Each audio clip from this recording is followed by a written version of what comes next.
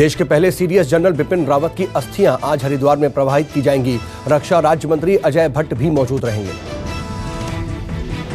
Delhi cantt के Brar square शमशान घाट पर जनरल रावत को अंतिम विदाई दी गई। पूरे सैन्य सम्मान के साथ दी गई अंतिम सलामी। बरार स्क्वायर शमशान घाट पर जनरल रावत को 17 तोपों की सलामी दी गई। बेटी ने दी जनरल रावत को मुखाग्नि। जनरल रावत और उनकी पत्नी मधुलिका रावत का एक ही चिता पर अंतिम संस्कार हुआ। अंत्येष्टि स्थल पर रहा लोगों का हुजूम। जनरल रावत के अंतिम दर्शन में रक्षा मंत्री राजनाथ सिंह मौजूद रहे। बरार स्क्वायर शमशान घाट पर कई दूसरे देशों के अधिकारी भी मौजूद रहे। आवास से जनरल रावत की अंतिम यात्रा में जन सैलाब उमड़ा। तिरंगे में लिपटे पार्थिव शरीर के शमशान पहुंचने पर माहौल बेहद गमगीन दिखाई दिया। जनरल रावत की अंतिम यात्रा में आम लोग हाथों में तिरंगा लिए फूलों से सजे वाहन के साथ साथ दौड़ते नजर आए। काफिले के साथ लोग पूरे रास्ते भारत माता की जय, वंदे मातरम और जनरल रावत अमर रहे जैसे नारे लगाते रहे। हेलीकॉप्टर हादसे में शहीद ब्रिगेडियर LS लिड्डर का भी आज किया गया, उनका भी अंतिम संस्कार कल किया गया। बेटियों ने दी मुखाग्नि। तमिलनाडु के कुन्नूर में 8 दिसंबर को हेलीकॉप्टर क्रैश में जनरल रावत सहित 13 लोगों की दर्दनाक मौत हो गई थी। पत्नी की भी हादसे में मौत हो गई थी। दिल्ली के बॉर्डर से किसानों की वापसी शुरू हो गई है। 9 दिसंबर को आंदोलन वापसी का ऐलान हुआ था। दिल्ली के सिंघू और टीकरी बॉर्डर के साथ साथ गाजीपुर बॉर्डर पर जमे किसान आज घर लौट रहे हैं। 380 दिन के बाद अन्नदाताओं ने घर का रुख किया है। सिंघू बॉर्डर पर ट्रैक्टर ट्रालियों में सामान समेटा जा चुका है। टीकरी बॉर्डर पर मौसम की मार से बचने के लिए बनाए गए पक्के मकान भी तोड़ दिए गए। टीकरी बॉर्डर से किसानों की रवानगी सुबह 9 बजे शुरू हो जाएगी। किसान पटियाला मनसा के रास्ते पंजाब लौटेंगे। गाजीपुर बॉर्डर से भी किसानों की वापसी 9 बजे से शुरू हो जाएगी। किसानों की वापसी को फतेह मार्च नाम दिया गया है। 15 दिसंबर को सभी टोल, मॉल और पेट्रोल पंपों पर भी प्रदर्शन खत्म कर दिया जाएगा। दिल्ली के बॉर्डर पर पिछले 1 साल से जमे किसानों की वापसी हो रही है। घर वापसी से पहले किसानों ने जम करके जश्न मनाया।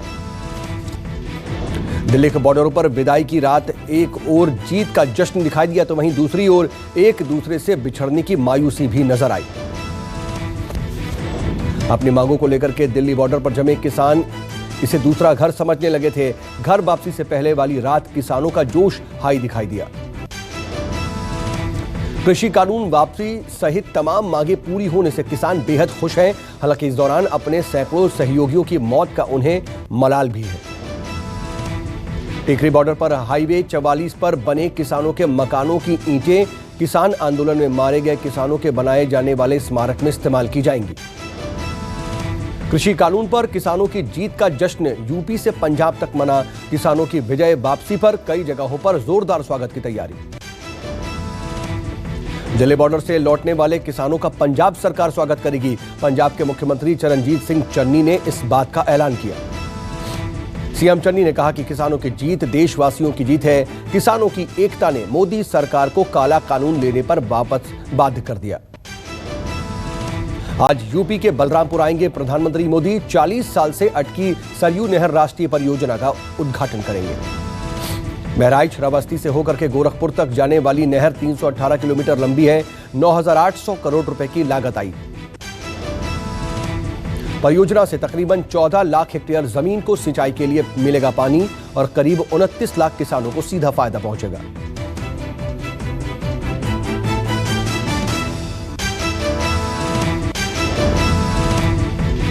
परियोजना पर काम की शुरुआत 1978 में हुई थी, लेकिन कई दिक्कतों की वजह से योजना 40 साल तक अटकी रही।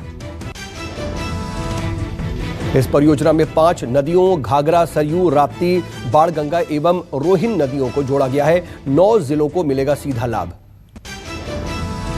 पीएम मोदी के दौरे से ठीक पहले लखनऊ के पुलिस कमिश्नर कोरोना पॉजिटिव पाए गए। कमिश्नर DK ठाकुर को फिलहाल होम क्वारंटीन किया गया। Lucknow police commissioner routine checkup में कोविड पॉजिटिव पाए गए। ठाकुर की दूसरी जांच रिपोर्ट आज आनी है। बलरामपुर दौरे पर आ रहे प्रधानमंत्री नरेंद्र मोदी अमौसी एयरपोर्ट पहुंचेंगे। पीएम के दौरे के मद्देनजर पुलिस अधिकारियों का कोविड टेस्ट हुआ। राज्य के डीजीपी मुकुल गोयल की रिपोर्ट नेगेटिव आई, लेकिन कमिश्नर के संपर्क में आए दूसरे लोगों के नमूने भी जांच के लिए भेज दिए गए। समाजवादी पार्टी की लखनऊ में आज बैठक होगी। अखिलेश यादव ने विधानसभा अध्यक्षों, महानगर अध्यक्षों को बुलाया। बैठक में बनाई जाएगी चुनाव की रणनीति। सपा अध्यक्ष पार्टी नेताओं को देंगे विधानसभा चुनाव में जीत का मंत्र। बीजेपी अध्यक्ष जेपी नड्डा पश्चिम यूपी के मेरठ, सहारनपुर और मुरादाबाद मंडल के 14 जिलों और बूथ अध्यक्षों से मुलाकात करेंगे। नड्डा 25,000 बूथ अध्यक्षों का सम्मेलन कर उनसे सीधी बात करेंगे। बूथ जीते तो सीट जीते के नारे को सरकार को साकार देंगे टिप्स। बंगाल के सीएम ममता बनर्जी अपनी सांसद महुआ मोइत्रा को उन्होंने फटकार लगाई। मोइत्रा पर पार्टी में गुटबाजी करने का आरोप। गोवा दौरे पर पहुंची प्रियंका का बड़ा ऐलान, कहा सरकार बनने पर नौकरी में महिलाओं को 30% आरक्षण मिलेगा। प्रियंका ने बीजेपी को महिला विरोधी बताया। कांग्रेस महासचिव ने कहा कि बीजेपी को लोगों की भलाई से नहीं है कोई मतलब, सिर्फ जीतने से मतलब है। प्रियंका के एक दिवसीय गोवा दौरे के दौरान ही कांग्रेस को झटका लगा। पोरबोरियम विधानसभा में कई पार्टी नेताओं ने इस्तीफा दे दिया। इस्तीफा देने वाले नेताओं ने कांग्रेस नेतृत्व पर सवाल उठाए। उन्होंने कहा कि पार्टी आगामी विधानसभा चुनाव को लेकर के गंभीर नहीं है। साउथ गोवा के मोरपिरला गांव में प्रियंका गांधी अलग अंदाज में दिखाई दी। प्रियंका ने आदिवासी महिलाओं के साथ परंपरागत डांस किया। हरियाणा के सीएम मनोहर लाल खट्टर ने खुली जगहों पर नमाज पर ऐतराज जताया। कहा कि सार्वजनिक जगहों पर नमाज बर्दाश्त नहीं। गुरुग्राम में खुली जगहों पर जुमे की नमाज का हिंदूवादी संगठन विरोध कर रहे हैं। इन संगठनों के विरोध को देखते हुए सीएम ने यह बयान दिया है। जिला प्रशासन ने कुछ जगहों को खुले में नमाज के लिए आरक्षित करने का आदेश लिया था, लेकिन उसे वापस ले लिया। सीएम खट्टर ने कहा कि हर किसी को प्रार्थना की इजाजत है, लेकिन ये किसी दूसरों के अधिकारों के उल्लंघन की कीमत पर नहीं किया जा सकता। जम्मू कश्मीर के बांदीपुरा में आतंकी हमले में 2 पुलिसकर्मी शहीद हो गए। गुलशन चौक पर आतंकियों ने पुलिस पर हमला कर दिया था। आतंकी हमले में मोहम्मद सुल्तान और फयाज अहमद शहीद हो गए। हमलावरों की तलाशी के लिए इलाके की घेराबंदी कर दी गई। बांदीपुरा आतंकी हमले की पूर्व मुख्यमंत्री उमर अब्दुल्ला ने निंदा की। उमर ने ट्वीट करके पुलिसकर्मियों की हत्या को कायराना हरकत बताया। 8 दिसंबर को सुरक्षा बलों ने शोपिया में 3 आतंकियों को मार गिराया था। तलाशी अभियान के दौरान आतंकियों के साथ मुठभेड़ हुई थी।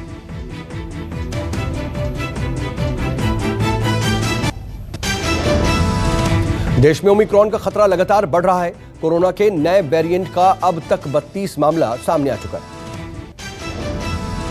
महाराष्ट्र में ओमिक्रॉन वेरिएंट के शुक्रवार को 7 नए मामले सामने आए। इसके साथ ही राज्य में ओमिक्रॉन संक्रमित मरीजों का आंकड़ा 17 पहुंच गया। महाराष्ट्र में ओमिक्रॉन के 3 नए केस सामने आए। मुंबई से ही ये 3 नए केस हैं, जबकि 4 पिंपरी चिंचवाड़ नगर निगम से आए हैं। मुंबई में मिले मरीज तंजानिया, यूके और दक्षिण अफ्रीका से लौटे। पिंपरी चिंचवड़ के पाए गए मरीज नाइजीरिया के 3 महिलाओं के संपर्क में आए। ओमिक्रॉन दुनिया के 59 देशों में फैल चुका है। कोरोना के नए वेरिएंट का अब तक 2,936 मामले सामने आ चुके हैं। देश में कोरोना के 8,503 नए मामले सामने आए। शुक्रवार को जारी आंकड़ों के मुताबिक पिछले 24 घंटे में 624 लोगों की मौत हुई। देश की राजधानी दिल्ली में कोरोना के केस बढ़ने लगे। दिसंबर के 9 दिनों में कोविड के 600 से ज्यादा मरीज डिटेक्ट हुए हैं। कोरोना केस बढ़ने के साथ पॉजिटिव रेट भी बढ़ रहा है। दिल्ली में अक्टूबर में 1001 और नवंबर में 1100 केस दर्ज किए गए थे। स्वास्थ्य विभाग का कहना है कि लोगों की लापरवाही से केस बढ़ रहे हैं। डॉक्टरों ने लोगों से संयम और एहतियात बरतने की अपील की है। महाराष्ट्र में कोरोना के 695 नए मामले सामने आए। राज्य में पिछले 24 घंटे में 12 लोगों की मौत।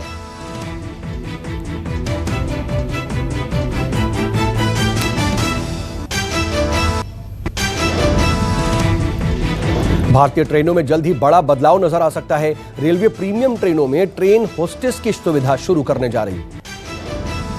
विमानों की तरह अब ट्रेनों में भी होस्टेस होंगी। ट्रेन होस्टेसेस यात्रियों को खाना परोसने से लेकर के दूसरी शिकायतों का ध्यान रखेंगी। ट्रेन होस्टेस वंदे भारत, गतिमान एक्सप्रेस और तेजस एक्सप्रेस जैसी ट्रेनों में दिखेंगी। राजधानी और दुरंतो जैसी ट्रेनों में भी ये सुविधा नहीं होगी। रेलवे करीब 25 प्रीमियम ट्रेनों को चलाता है और इसमें शताब्दी एक्सप्रेस, गतिमान एक्सप्रेस, तेजस एक्सप्रेस और वंदे भारत ट्रेनें शामिल हैं। दिल्ली में प्रदूषण और ठंड की वजह से बढ़ा स्मॉग। प्रदूषण से लड़ रही दिल्ली में स्मॉग की वजह से विजिबिलिटी भी और घटी। पहाड़ों से पहुंची बर्फीली हवाओं ने गिरा दिया दिल्ली का पारा। दिल्ली पर प्रदूषण और ठंड का दोहरा कहर। दिल्ली की हवा अभी भी खराब की श्रेणी में बरकरार है। AQI अब भी 298 के पास है। लोगों को हो रही है दिक्कतें। शादी के बंधन में बंधने के बाद विकी कौशल, कटरीना कैफ ने शेयर की शादी की खूबसूरत तस्वीरें। तस्वीरों ने सोशल मीडिया पर मचाया तहलका। विकी कटरीना के सोशल मीडिया पोस्ट पर तमाम फिल्मी सितारों ने भी कमेंट किया। इस क्रम में अनुष्का, करीना कपूर और प्रियंका चोपड़ा भी शामिल। शादी की खूबसूरत फोटो शेयर करते हुए दोनों ने कैप्शन में लिखा, हमारे दिलों में सिर्फ प्यार और आभार है जो हमें यहां तक ले आया है। सोशल मीडिया पर कटरीना कैफ को काफी ज्यादा प्यार मिल रहा है। लाल रंग के शादी के जोड़े में फैंस एक्ट्रेस की जमकर के तारीफ कर रहे हैं। जानकारी के मुताबिक शादी के बाद रिसेप्शन पार्टी का आयोजन हुआ। म्यूजिक मस्ती के साथ शाही भोजन परोसा गया। क्रिसमस से पहले गूगल ने दिया कर्मचारियों को तोहफा। 1.20 लाख के बोनस के साथ वर्क फ्रॉम होम भी रहेगा जारी। सोने के दाम में आई तेजी। 0.13% की बढ़त के साथ 48,000 के पास पहुंचा सोना। चांदी में मामूली गिरावट दर्ज। लोगों में इलेक्ट्रिक व्हीकल को लेकर के बढ़ा क्रेज। देश में 8.7 लाख लोगों ने इलेक्ट्रिक व्हीकल के लिए रजिस्टर किया। सिंगापुर में बूस्टर डोज लगवा चुके 2 लोग ओमिक्रॉन संक्रमित पाए गए। जानकारी के मुताबिक एक जर्मनी से लौटा था। चीन के विंटर ओलंपिक को अमेरिका समेत कई देशों ने किया बायकॉट। चीन ने कहा इसकी कीमत चुकानी होगी। मेक्सिको में बेकाबू ट्रक ने पैदल चल रहे यात्रियों को रौंदा। 53 लोगों की मौत, 50 से ज्यादा लोग घायल। इराक में हुआ बड़ा धमाका। धमाके में 11 लोगों की मौके पर ही मौत हो गई। धमाके की जिम्मेदारी इस्लामिक स्टेट ने ली। ब्रिटेन के प्रधानमंत्री बोरिस जॉनसन फिर बने पिता। पत्नी कैरी ने बेटी को दिया जन्म। फिल्म RRR का ट्रेलर हुआ रिलीज। ट्रेलर में दमदार एक्शन देखा जा सकता है। फिल्म 7 जनवरी को रिलीज होगी। रणवीर सिंह की फिल्म 83 विवादों में घिरी। UAE की फाइनेंसर कंपनी ने फिल्म के खिलाफ धोखाधड़ी की शिकायत दर्ज करवाई। एक्ट्रेस अनन्या पांडे ने पिंक कलर के गाउन में करवाया फोटोशूट। सोशल मीडिया पर छाई हुई है तस्वीरें। एक प्रेस कॉन्फ्रेंस में आलिया से रणबीर कपूर के जुड़े सवाल पूछने पर शर्म से लाल हो गई एक्ट्रेस। वीडियो सोशल मीडिया पर वायरल।